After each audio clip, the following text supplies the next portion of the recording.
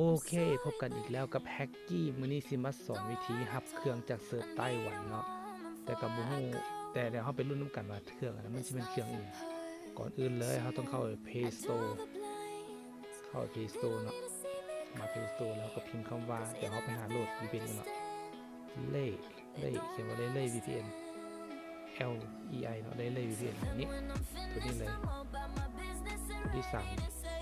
เวียดเฟซตัวนี้หลังจากนั้นกดติดตาม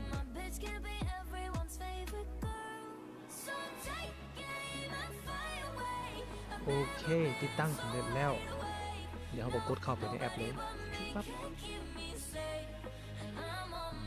จะเป็นแอปจีนตัวนี้ขาตัวนี้นี่หลังจากเข้ามาแล้วหน้าตาครับเป็นสีเขาก็มากดเข้ากดออกก่อนก็มากดเข้าอยู่บนนี้เซิร์ฟเวอร์นี้เอามาเลือกเซิร์ฟเวอร์ก่อนโหลดนี่มันจะเป็นภาษาจีนเกือบทั้งหมดนะตัวนี้เตอกัวหางกัวพวกนี้เป็นเขาสนใจตัวนี้นี่พวกภาษาจีนไต้หวันนี่หมายถึงประเทศหมายถึงไต้หวันเกาะไต้หวันนะกดเข้าไปเลยนี่กดเข้าไปเลยปุ๊บหลังจากนั้นเป็นเกาะไต้หวันกดเข้าไปเชื่อมต่อปั๊บถ้าจนกว่ามันจะเชื่อมต่อแล้ว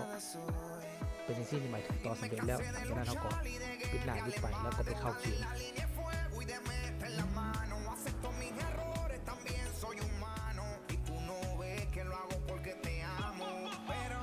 โอเค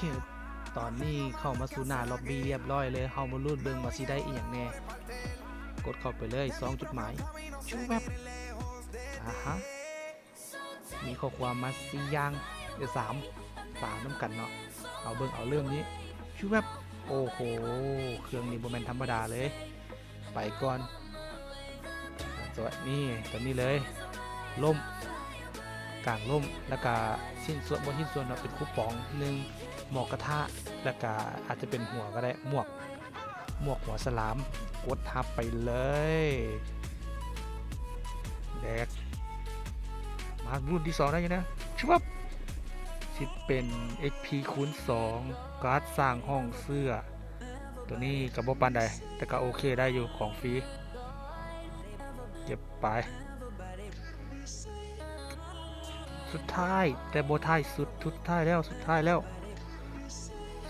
เนาะกดเลยทันเป็นคูปอง50อันเนาะเอามารวมกันสิได้อยู่5อันแล้วก็กล่องเสื้อแล้วก็ชิ้นส่วนเหรียญเสื้อ130อันตัวนี้ถือเป็นไฮไลท์ของมันเลยกดครับบึมงามสวยงามก่อนจากกันไปก็อย่าลืมกดไลค์กดแชร์ให้กันเด้อพบกันใหม่คลิปหน้าบายบาย